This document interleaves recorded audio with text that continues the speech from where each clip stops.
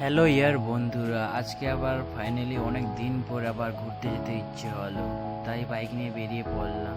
যেতে যেতে এই যে বেঙ্গল বর্ডার ক্রস করে ফেললাম, এখন উড়িষ্যা এন্টার হয়ে গেল। ঠিক আছে, এই সামনে সত্যি গ্রাম্য পরিবেশ অনেক সুন্দর লাগলো। দেওয়ালগুলো তো তোমরা দেখতে পাবে, পুরো ছবি আঁকা রয়েছে। আমার সত্যি খুব ভালো লেগেছে, তাই সঙ্গে আমি